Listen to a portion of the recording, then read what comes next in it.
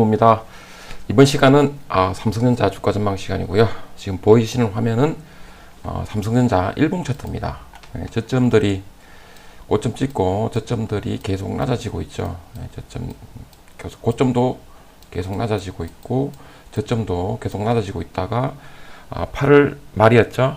급락을 맞고 9월 초 별로 그렇게 강한 모습을 보여주지 못하면서 조정하는 흐름이 계속 이어지고 있습니다.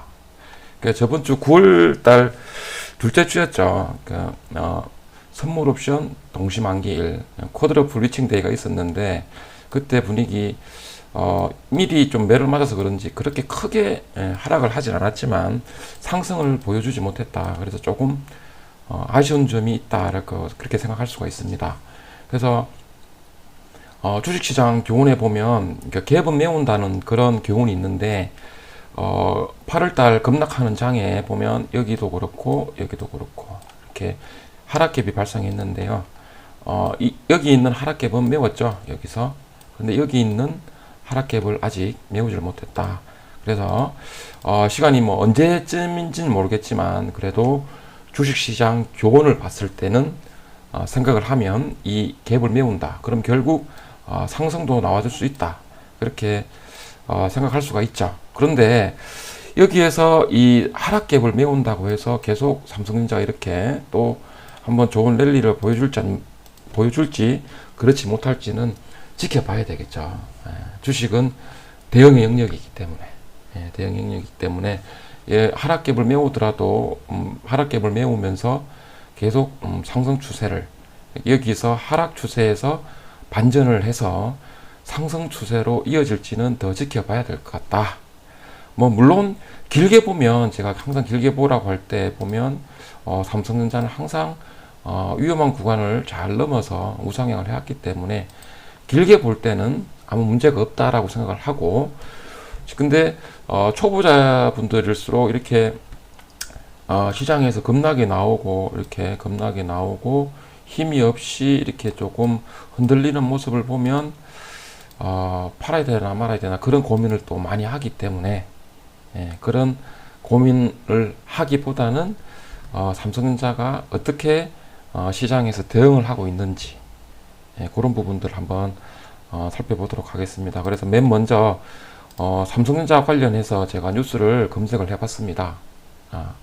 그래서 비메모리, 파운드리 분야에서 경쟁을 하고 있는 삼성전자보다 점유율이 높죠. TSMC.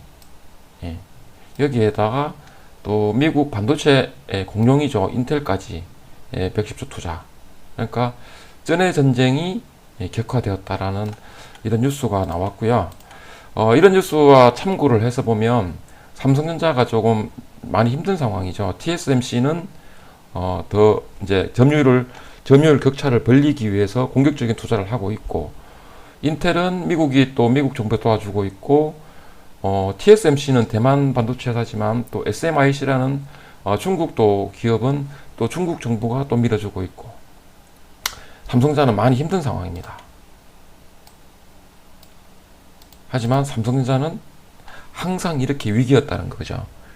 항상 1등들 그리고 2, 3위들과 계속 경쟁을 해가지고 왔습니다. 그래서 좀 시장의 주가가 이렇게 불안할 때 이런 뉴스들이 좀 많이 나옵니다. 이러한 뉴스들 같은 경우에 제가 참고만 하시라고 그랬죠. 그래서 오늘도 그냥 참고만 하시고 전의 전쟁이 격화가 됐다. 그럼 전쟁을 시작했잖아요. 결과는 어떻게 알 수 있을까요? 결과는 이럴 때 알 수가 있습니다. 이럴 때 알 수가 있습니다. 외국인들이 굉장히 많이 샀었죠.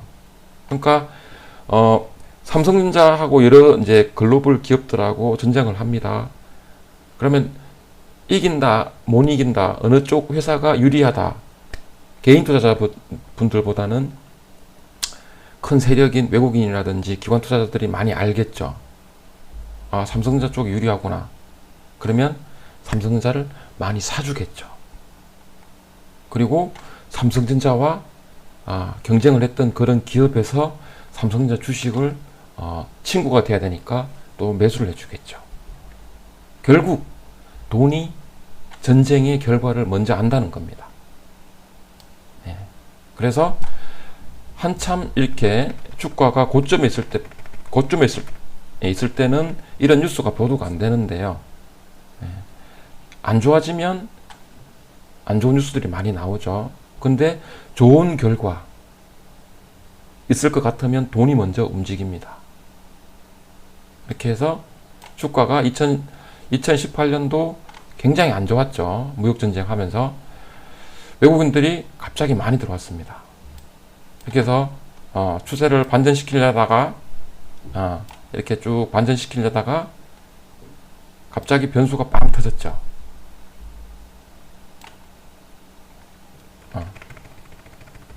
전염병 사태입니다. 그런데 외국인들은 또 물량을 늘려줍니다. 그러니까 이 부분에서 중요하게 봐야 되는 게 위기 상황에서 좋아질 것 같은 회사로 돈이 먼저 움직인다는 거. 예. 이 부분 꼭 참고를 하시고 이러한 부분들 또 이제 전해 전쟁이 시작됐구나. 결과는 돈의 흐름으로 알 수가 있다. 그렇게 참고를 하시면 좋을 것 같습니다. 그리고 반도체라는 키워드로 또 검색을 해보니까 삼성전자 반도체 1위 전망이다. 좋은 뉴스가 계속 보도가 되고 있습니다. 그러니까 삼성전자 체력에는 크게 문제가 없다. 삼성전자 체력에는 크게 문제가 없다라는 거 뉴스를 통해서 알 수가 있습니다. 그 다음에 삼성전자 키워드로 제가 검색을 해보니까 이제 국내 주식도 소수점 거래가 된다. 결국 또 삼성전자를 또 사고 싶은 분들은 지금은 삼성전자 시가가 만약에 보유한 주식이 보유한 이제 현금이 75,000 수수료 포함해서 75,500원 정도가 안 되면 삼성전자 주식을 한 주를 사지를 못했는데 뉴스를 보니까 0.5주도 돈이 있는 만큼 살 수가 있겠구나. 예, 참고를 하시면 되겠죠. 삼성전자 주식 살 수가 있구나. 그리고 여기도 삼성전자 매출 1위 유지, 그리고 배당도 또 삼성전자 많이 하고 있고, 크게 삼성전자 체력과 관련해서는 뉴스를 보니까 문제가 없을 것 같습니다. 그죠? 뉴스를 보니까. 그리고 삼성전자 이제 반도체 주식과 관련해서 투자할 때 보면 꼭 참고를 했으면 좋겠다라고 말씀을 드린 DXI, D램 반도체 현물 가격 지수입니다. 그래서 조금 반등하는 그런 모습이죠. 반등하는 현물 거래 가격, 반도체, D램 반도체 현물 가격 지수입니다. 조금 반등하는 그런 모습 조금 좋아 보이네요. DXI는. 그리고 또 SOX가 있죠. SOX가 있습니다. SOX도 하락하지 않고 계속 박스권을 유지를 하고 있다. 필라델피아 반도체 지수 유지하고 있다. 그래서 크게 삼성전자에 영향을 주는 그런 부분은 없구나 라고 눈에 보이는 지표는 항상 참고만 하셔라 그렇게 말씀을 드렸고, 다음은 그러면 이렇게 크게 지금 문제가 없어요. 문제가 없는데 왜 삼성전자 주가 이렇게 계속 힘이 없나? 알 수가 없죠. 정확한 이유는. 외국인들이 왜 이렇게 팔까? 기관 투자자들은 왜 이렇게 팔까? 그럼 파는 사람 마음이겠죠. 시장이니까.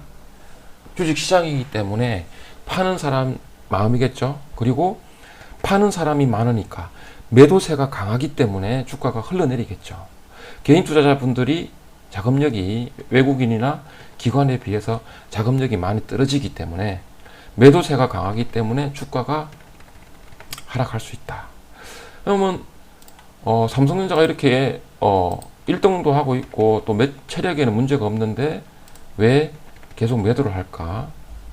파는 이유 알 수 없다고 그랬죠. 하지만 그 이유 중에 한 가지가 될 수가 있는 이유가 있습니다. 9월달 쿼드러플 리칭 데이라고, 내마녀의 날이라고 9월 9일이었죠. 이유가 하나 될 수가 있습니다. 100%는 아닙니다. 매도세가 강했던 이유가 될 수 있는 한 가지 이유입니다. 쿼드러플 리칭 데이라 나와 있죠. 내마녀의 날 클릭을 한번 해보면 잠깐 읽어봐 드릴게요. 그냥 내 마녀의 날 주식 선물 옵션 동시 만기일에는 변동성이 클 수 있겠구나라고 그냥 알고만 있기보다는 내용을 한번 들어가 보십시오. 왜 삼성전자가 매도세에 강할까? 한번 읽어볼게요. 컷오프 위칭데이, 주가지수 선물 옵션, 개별 주식 선물 옵션 4가지입니다. 주가지수 선물, 주가지수 옵션, 개별 주식 선물, 개별 주식 옵션 4가지입니다. 이 4가지 파생상품 만기일이랍니다. 그래서 3월, 6월, 9월, 12월 둘째 주 목요일입니다. 우리나라 3월, 6월, 9월, 12월 선물 만기일이죠. 한 분기마다 있는 겁니다. 옵션은 매월 있으니까 옵션 만기일은 매월 있고 선물 만기일은 3, 6, 9, 12 분기마다 한 번 있는 거죠. 그래서 이날은 주가가 막판에 요즘 칠 때가 많아서 마녀가 이게 파생상품이죠. 마녀가 심술을 부린다는 뜻으로 네 마녀의 날이라고 부르기도 한다. 컷오프 위칭데이에는 파생상품과 관련해 숨어있던 현물 주식 매매가 정리매물로 시장에 쏟아져 나오면서 예상하기 힘든 주가 움직임을 나타낸다. 그래서 변동성이 크다는 거죠. 클 수 있다는 겁니다. 예를 들어 현물, 선물 간 가격 차이를 이용한 매수 차익 잔고나 매도 차익 잔고 물량이 시장에 나오면서 예상치 못한 주가 급등락을 불러온다. 따라서 만기일 근처에서는 주가의 변동성이 더 커질 가능성이 높다. 그래서 이렇게 선물 옵션 동시 만기일 당일뿐만 아니고 전후 변동성이 커질 가능성이 높다. 미국에서는 2012년 12월부터 트리플 위칭데이에서 컷오프 위칭데이로 변경되었고 우리나라도 2008년 4월까지는 트리플 위칭데이였으나 2008년 5월 개별 주식 선물이 도입돼 2008년 6월 10일 첫 번째 컷오프 위칭데이를 맞았다. 개별 주식 선물이 도입되었다. 개별 주식 선물. 네 마이너는 아닙니다. 컷오프 위칭데이. 삼성전자는 시총 1위라 그랬죠. 그래서 주가지수, 선물, 옵션, 개별 주식, 선물 옵션 4가지에 다 영향을 크게 줄 수가 있습니다. 주가지수, 선물, 옵션. 선물은 계약이고 옵션은 권리라고 봤을 때 주가지수, 예를 들어서 말입니다. 예를 들어서 만약에 코스피가 하락을 예상하는 쪽에다 베팅을 해놨어요. 큰 세력들이. 그러면 삼성전자를 집중으로 팔아버립니다. 떨어져도 돈을 많이 벌겠죠. 그런데 개별 주식도 마찬가지고 옵션도 마찬가지고 삼성전자 하락 쪽에다 베팅했으면 삼성전자를 하락을 시키면 그쪽에다 베팅한 세력들이 돈을 굉장히 많이 벌겠죠. 근데 초보자분들은 이런 부분들을 전혀 생각을 못합니다. 초보자분들은 오로지 상승 쪽에만 생각을 하고 있습니다. 금융시장이 이렇게 무섭습니다. 네이버, 카카오 개별 주식 선물 옵션이 있습니다. 왜 주식이 많이 이렇게 하락할까? 삼성전자 주식이 왜 이렇게 많이 하락할까? 카카오 주식이 왜 이렇게 네이버 주식이 왜 이렇게 많이 하락을 할까? 하락을 해도 돈을 많이 버는 세력이 있으니까 더 많이 과매도 구간이 나오겠죠. 그런 이유 중에 한 가지일 수 있다는 겁니다. 알 수가 없어요. 여기 내마녀 그러면 추가적으로 주식 선물 옵션. 주식시장에서 선물 거래란 미래에 정해진 일정 시점에 주식을 현재 합의된 가격으로 서로 사고 팔 것을 약속하는 계약을 말한다 그랬죠. 선물은 계약입니다. 옵션 거래는 해당 주식 혹은 주가지수 등의 기초자산, 미래 일정 시점에 지정된 가격으로 사거나 팔 수 있는 권리입니다. 주식, 선물 옵션, 파생상품입니다. 개별 주식, 선물, 개별 주식, 선물 옵션 다 있습니다. 그래서 이상하게 주식이 실적도 좋고 뭐 다 좋은데 안 좋은 게 별로 없어 보이는데 주가가 하락을 해요. 주식 격은 여러 개 있습니다. 주식 격은 시세는 시세에게 물어라. 그리고 소문에 사서 뉴스에 팔아라. 여기 반도체 슈퍼사이클이라는 좋은 호재가 나왔었어요. 그리고 주식 시세의 원리, 급등하면 조정이 들어온다. 그런 주식 격언을 활용해서도 이해를 할 수 있는 부분이고, 이렇게 지금 지루하게 조정을 하면서 갑자기 급락이 나왔어요. 이런 부분들 이해할 수 있는 한 가지 방법도 삼성전자를 통해서 다른 쪽에서 돈을 벌고 있는 세력들도 세력이 아주 큰 세력이 보이지 않는 세력이 있구나. 이해가 되시죠? 공매도 왜 하겠어요? 세력들이 돈을 벌기 위해서, 세력들이 돈을 많이 벌기 위해서 네이버, 뭐 카카오, 삼성전자 대형 우량주 막 때리겠죠. 주식 선물, 주식 옵션 있는 종목 위주로 막 때리겠죠. 그래서 개인 투자자분들 같은 경우에 막연하게 상승 방향만 생각하고 투자하는 것보다는 삼성전자뿐만 아니고 조금 시각을 넓히고 또 외국인들이나 기관 투자자들 같은 경우에는 금융 투자 경력이 많죠. 개인 투자자분들보다. 그래서 경험이 많은 그런 세력과 경쟁을 해야 되잖아요. 그래서 아무래도 시간을 가지시고, 충분히 시간을 가지시고 공부하고 훈련을 해서 주식 투자를 해보면, 주식 투자를 하면 수익이 나지 않을까 그렇게 생각을 하고요. 이 부분은 저도 이때 있었습니다. 시장을 계속 보고 있었는데 갑자기 삼성전자가 급락을 하고 우리나라 코스피가 급락을 했던 옵션 쇼크 사태, 2010년 11월 11일 빼빼로데이였죠. 갑자기 급락.